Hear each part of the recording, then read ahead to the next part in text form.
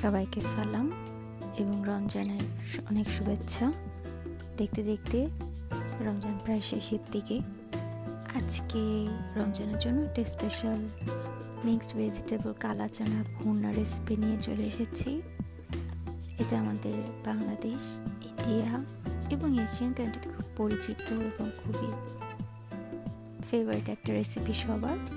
আশা করছি আপনাদের সবার ভালো লাগবে।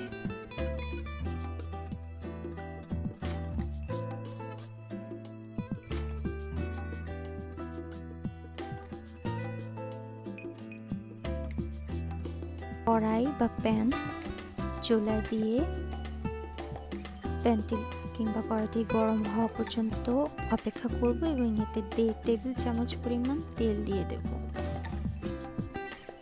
এরপর তেলটা একটু গরম হয়ে আসা মাত্রই এতে একটা তেজপাতা ও 2টা শুকনো মরিচ দিয়ে হালকা কিছুক্ষণ ভেজে নেব।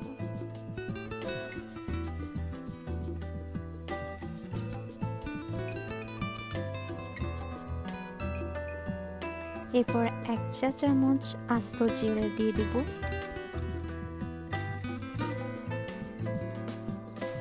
এরপর ছোট সাইজের একটা পেঁয়াজ কুচি এবং 5-6টা আস্ত রসুন দিয়ে কিছুক্ষণ ভেজে নেব।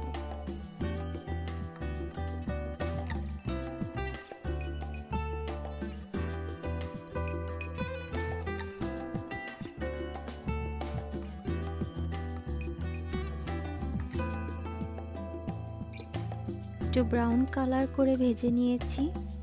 এখন এখানে দিয়ে দেব 1 চা চামচ পরিমাণ আদা ও রসুন বাটা। এই সময় চুলার আঁচটা অবশ্যই খেয়াল করে লো রাখতে হবে এবং ভালো করে ভেজে নিতে হবে, তাহলে আদা ও রসুনের কাঁচা গন্ধটা চলে যাবে। প্রায় 1.5 থেকে 2 মিনিট আমি আদা রসুনের পেস্টটাকে ভালো মতো ভেজে নিয়েছি। এরপর হাফ পরিমাণ টমেটো কুচি দিয়ে দেব। আমার ভালো লাগে তাই অ্যাড করেছি, না দিলেও চলবে। টমেটো দিয়ে একটু নাড়াচাড়া করে সামান্য পানি আমি আদা রসুনের বাটিটা ধুয়ে দিয়েছি। এরপর একে একে সব মশলা দিতে থাকবো। লবণ পরিমাণ মতো, হলুদ ও মরিচের গুঁড়া 1/2 চা চামচ, ধনিয়া গুঁড়া 1 চা চামচ, 1/2 চা চামচ জিরা ও গরম মশলা গুঁড়া দিয়ে ভালো করে কষিয়ে নিচ্ছি। আরও একটু পানি দিয়ে মশলাটাকে ভালোভাবে কষিয়ে নিয়ে নেব। ততক্ষণ ফিরে আসছি।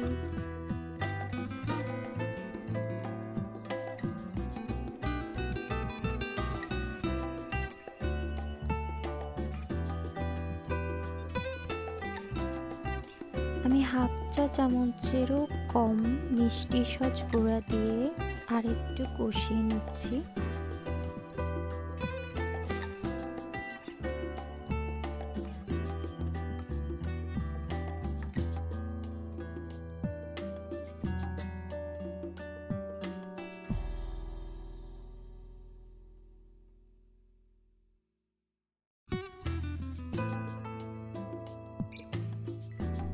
মশলা কষানো হচ্ছে, এর ফাঁকে আমি দেখিয়ে দিচ্ছি আমি কি কি সবজি ব্যবহার করছি।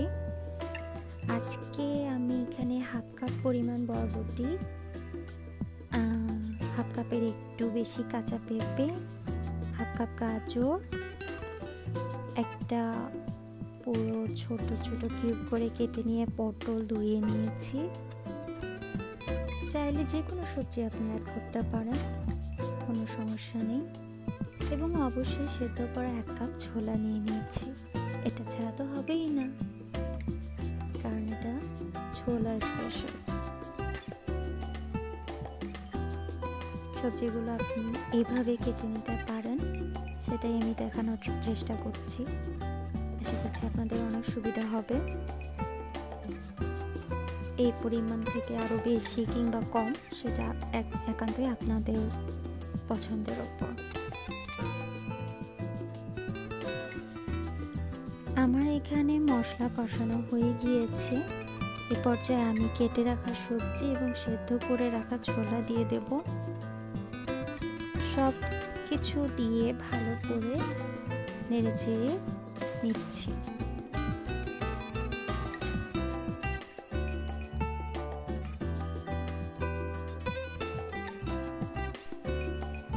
বেশ কিছুক্ষণ এগুলোকে ভালো করে এবার কষিয়ে নেব। প্রায় 10-12 মিনিটের মতো কষিয়ে নিয়ে আমি এখানে 1 কাপ পরিমাণ মতো পানি দিয়ে দিচ্ছি। এরপর একটু ঢেকে দিব।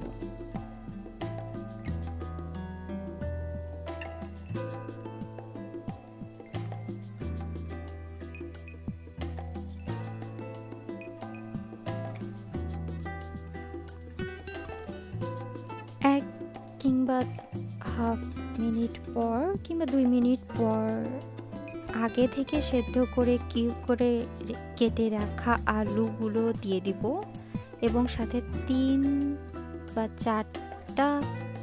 থেকে 4টা কাঁচামরিচ দিয়ে আবার ঢেকে দিয়ে দেব।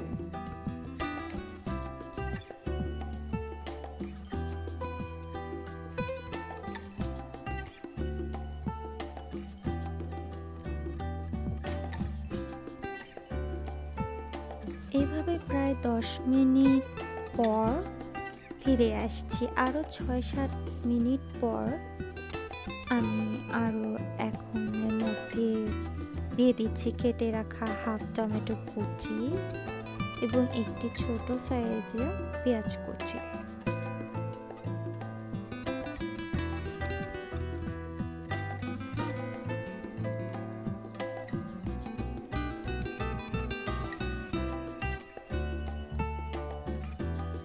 এগুলো দিয়ে হালকা আঁচে আরো কিছুক্ষণ রান্না করে নিচ্ছি।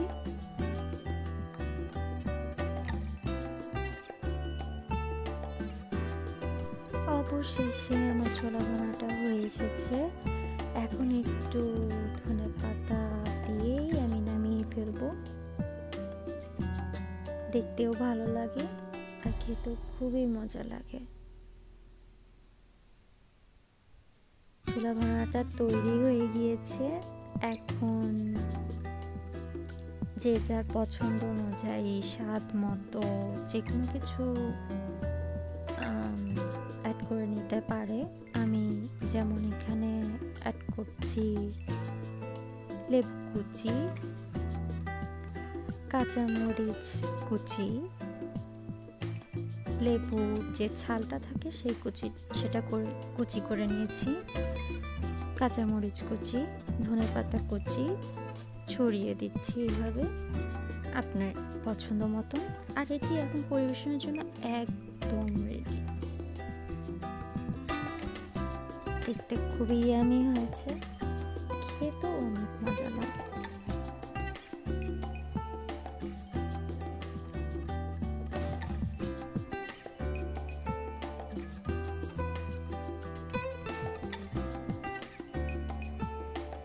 একঘেয়েমি ছোলা ভুনা তো অনেক হলো, এবার ভিন্ন স্বাদের এই রেসিপিটি একবার ট্রাই করেই দেখুন। আশা করছি সবার ভালো লাগবে। শেষ কয়েকটা রোজা আপনাদের সবার অনেক ভালো যাক, সবাই সুস্থ থাকবেন এবং সেফ থাকবেন আর আমার চ্যানেলের সাথে থাকবেন। ধন্যবাদ সবাইকে। আমার রেসিপিটি ভালো লাগলে অবশ্যই লাইক করতে ভুলবেন না, আমার চ্যানেলটি সাবস্ক্রাইব করতে ভুলবেন না। আর আপনাদের উৎসাহ পেলে আমি এরকম আরো অনেক সুন্দর সুন্দর রেসিপি দিতে পারবো। Keep watching Shadows of Opera. ধন্যবাদ।